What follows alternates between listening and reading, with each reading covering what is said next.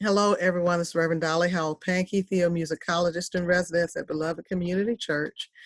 I wanted to share something with you in light of the Black Lives Matter protests that have been happening in Minneapolis, Minnesota, in states across the United States and across this world.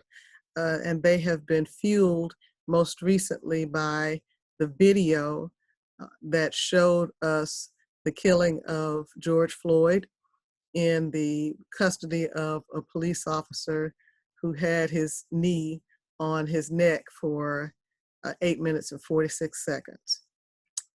I wanted to talk about listening across differences.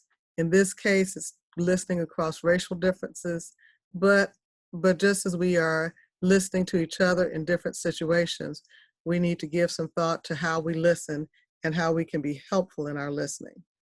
So there's a PowerPoint show that I want to, a slideshow that I want to share with you. And this is something I developed for a conversation with a congregation that was doing care call ministry in the light of COVID-19 and the pandemic and having to shelter in place, that type of thing. But I thought it would be helpful as well to help us think about how we can listen across differences. So it is learning to listen, listening to learn. I want to first look at the importance of listening, and I'll begin with the importance for the person who is your conversation partner, the person to whom you are listening. It allows that person to feel heard, and it increases that person's sense of being valued by the listening partner in the conversation. Secondly, for the listener, it aids in developing interpersonal connections and interpersonal connection skills. So if you're going to connect with people, you have to have some skills. And it increases empathy in the listener.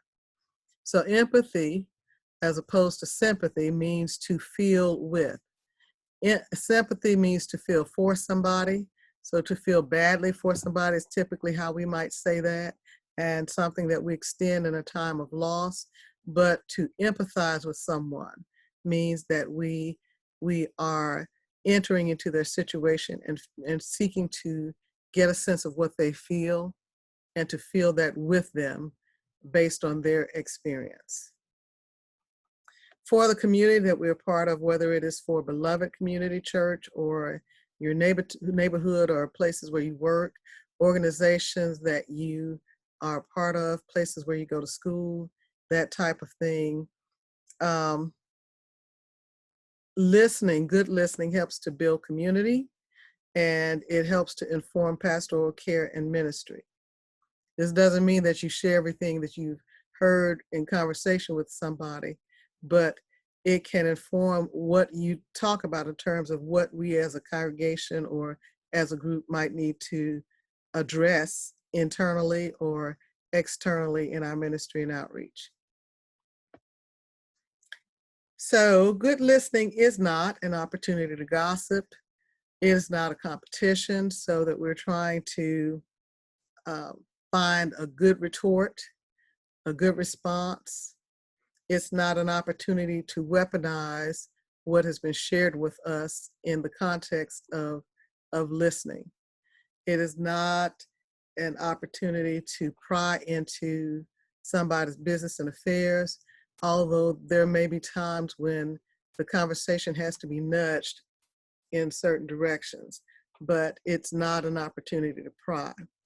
And finally, it's not something that can be rushed. So in order to listen well, we have to slow ourselves down, something that may not be so easy or for us or come as naturally for us, but we have to slow ourselves down and take the time to hear what's being said. What good listening is, it is a sacred act. It's something that is holy, something that is a God kind of thing. And we think about the God who heard our cry. That's a verse that I love a lot. I love the Lord. He heard my cry and pitied every groan. So we are entering into something that is sacred when we seek to hear people in the way that God hears them. Good listening is active. It is something where you have to stay engaged and stay in the moment and stay in the conversation. Can't check out, can't work on your grocery list. Like I said, you can't come up with another retort while you're listening. It's confidential. If someone is, of course, talking about hurting themselves or hurting somebody else and in a way that is threatening to life and health and well-being, there's some things that you might have to share. But this is not something that we just go and blast after we've heard it. But we keep confidence. And that is part of what makes it a sacred moment, a sacred space. It is compassionate to again suffer, to feel somebody suffering and to come into their suffering. And good listening is spirit-led. So it's not something we do on our own power. It's something that we need to be led by the Holy Spirit in doing throughout the conversation and future conversations. Part 2 is listening to learn. So we're talking about now taking what we are hearing and using it to inform us, to inform our conversation, to inform our way of being and our way of practicing and living. And to talk about this, and this is why I'm using the word learn, I wanted to share with you the assessment tool that I was required to develop when I did my clinical pastoral education training, CPE, for those who are familiar with that term. Each of us in our residency had to develop our own assessment tool for how we would interact with or engage with people as we entered into a room or wherever we were in the hospital and encountering people in need of the care that we would give. I chose the word learn because it reflected something about my understanding of the time that I share with people. It is a learning moment, but it also allowed me to talk about what I saw myself doing and how I proceeded in my engagement of people. And the L for me is look. E is for engage, A for assess, R is for response or respond, and that includes their response and my response to their response. And then next steps, N is next steps. So for L, I have to move my screen where I'm looking at myself. L is look. If I were entering to a room, entering into a space where I needed to interact with somebody in need of care, I'm taking in the scene around me. Something that I learned about physicians is that even as they walk into a room for their first encounter with you for a doctor's appointment, they are supposed to be looking at the patient and taking note of how the patient is sitting, just all kinds of things about the patient that you see initially. And so for me as a chaplain, I want to take in the scene around me. I want to see the person. I want to see how they look in this moment. I want to see, who's with them and how those people look. I want to see how they're interacting with each other. And I want to see what else is going on in the context. But I also want to gather initial information about those to whom I will provide care. So in the hospital, that meant that I went into the charts, and if I was visiting a patient, I wanted to find out about the family, find out about that person, and find out about their illness, why they're here, how long they've been here, all that kind of stuff. And when I went to the floor, and particularly when I was on the psych ward, geriatric psych ward, I wanted to hear from the nurses and other staff members especially my activities director that I worked with a lot. So how are things going? You know, how's this patient? And that also could be true if I'm interacting with a staff member and providing care for them, but trying to find out what's going on even before I engage somebody. Next, the word engage. So if it's a new situation, new people, then I want to make introductions and find out who they are and the specific person that I'm listening to primarily, but others in that space as well. I want to engage in what we call empathic listening. So we talked about the word empathy. So this would be listening that feels with somebody. And I want to do the work that is necessary to help us get into some common space so that we are able to have a conversation together and not doing two different things in that same time and moment. And I want to center the care receiver, the person to whom I'm listening, not myself. Next, A is assess. I want to assess, take note of, identify what their actual needs are and what their felt needs are. Because felt needs are just as important as actual needs. And I may not always agree with what they perceive their needs to be, but if it is a need for them and something that is causing them issues in this moment, if I don't address the felt needs, I can't address any other needs either. And assessing is also being aware of nonverbal cues,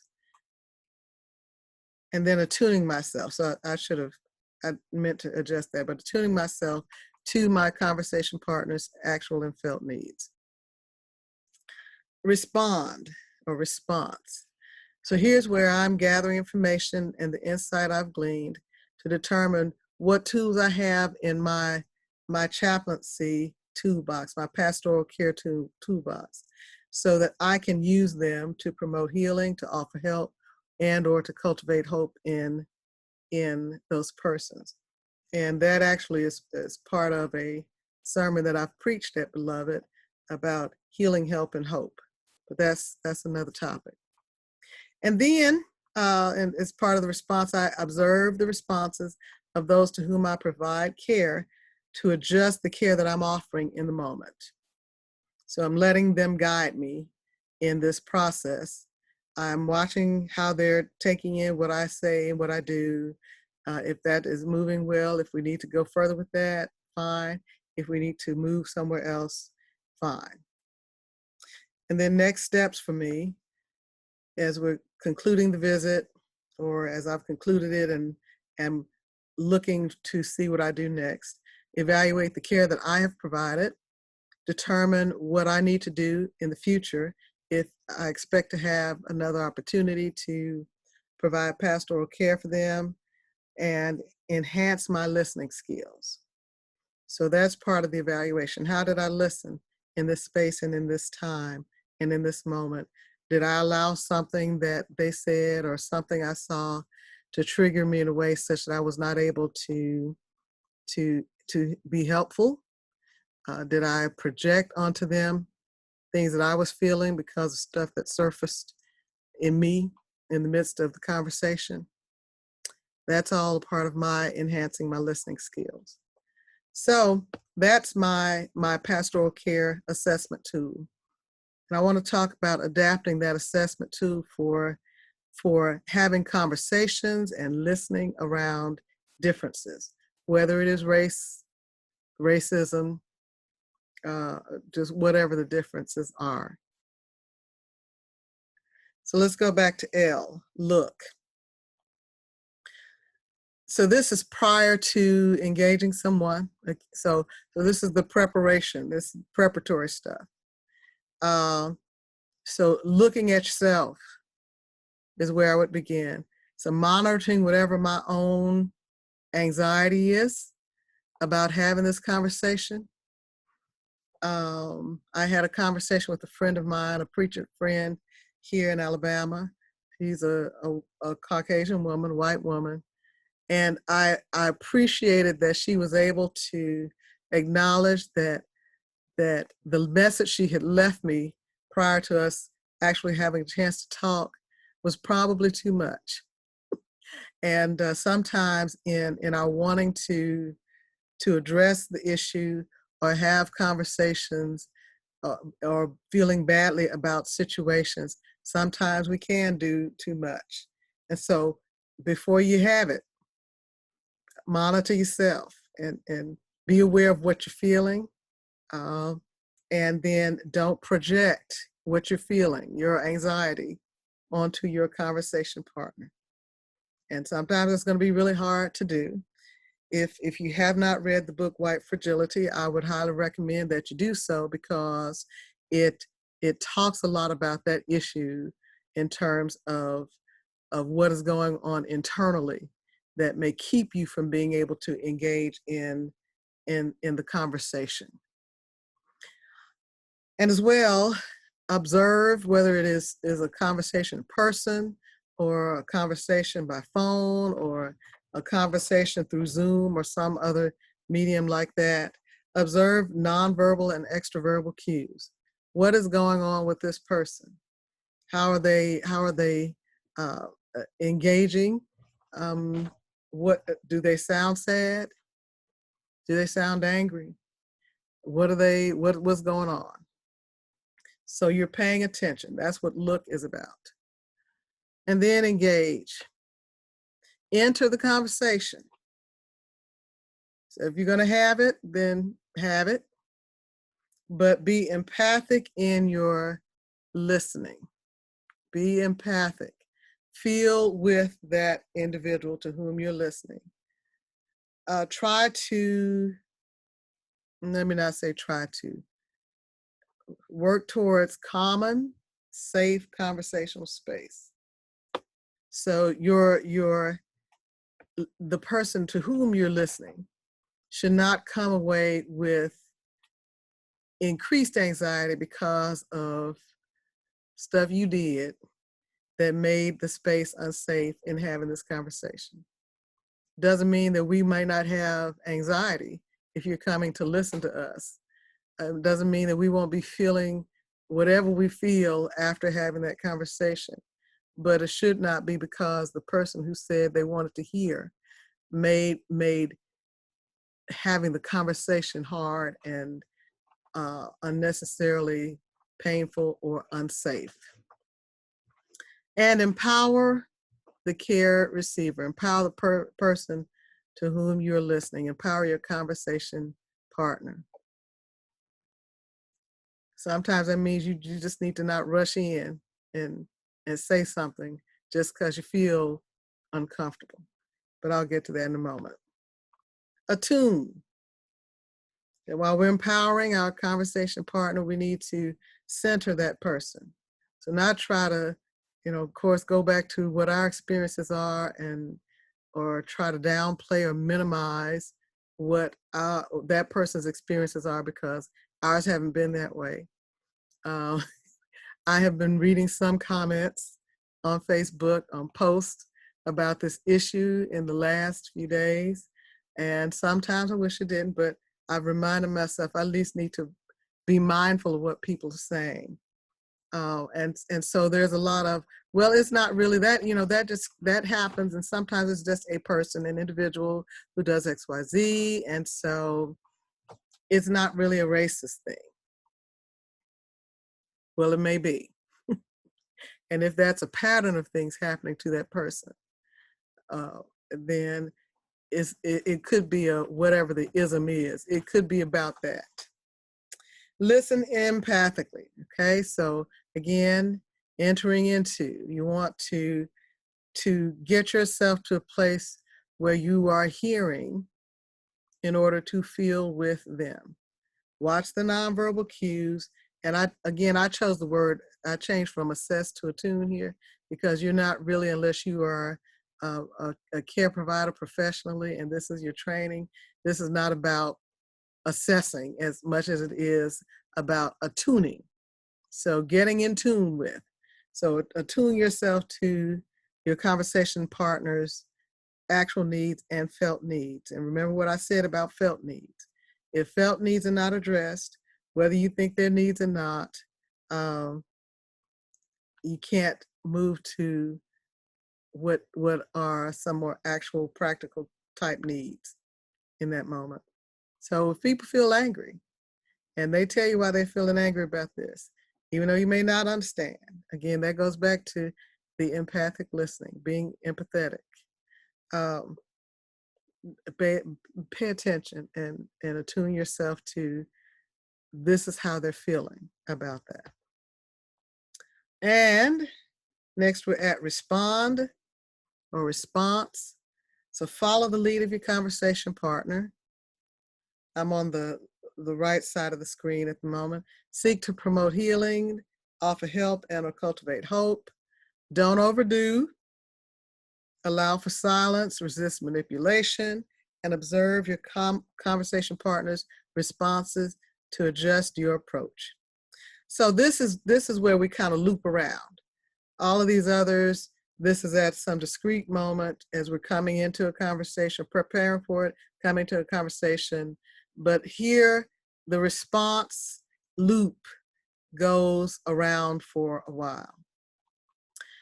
So as we're following the lead of our conversation partner, then I'm on the left side in the circle here. You want to consider how to respond appropriately. And that may take a moment after you hear what the person is saying.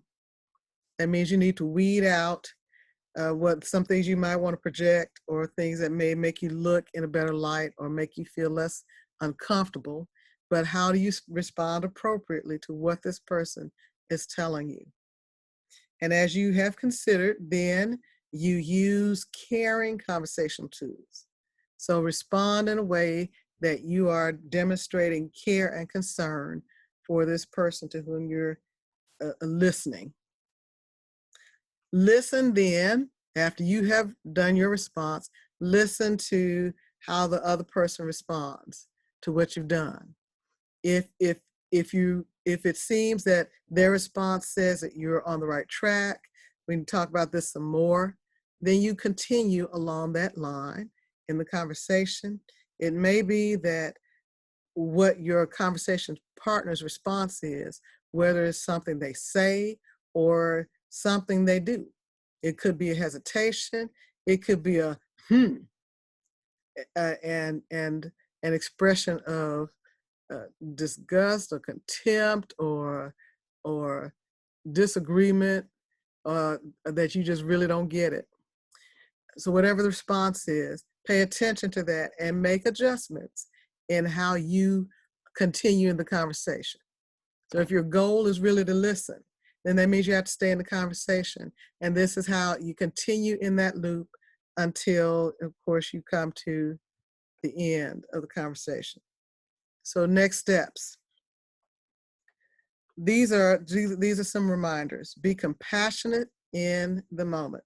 Be compassionate in the moment. Increase your awareness of your own biases, prejudices, and preconceptions. So again, assessing yourself. You assess yourself before you go in. You assess yourself. This is where you can do some assessment. Coming out of this, what am I learning about me in the process of having this conversation with this person? And what are some things that I need to adjust? Honor the confidentiality of the conversation. We've already talked about that. Sharpen your listening skills. It may have been hard to have this conversation, but how can you be a better listener, a more helpful listener once you get through having the conversation?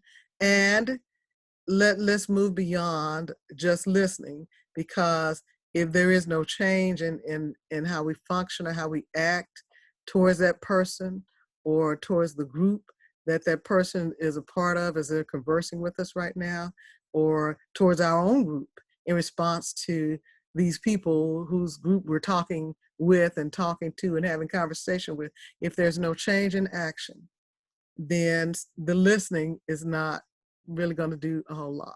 So act in solidarity. And I think that's it. If I was in a live session with you, then we could do some Q&A, but this is not a live session.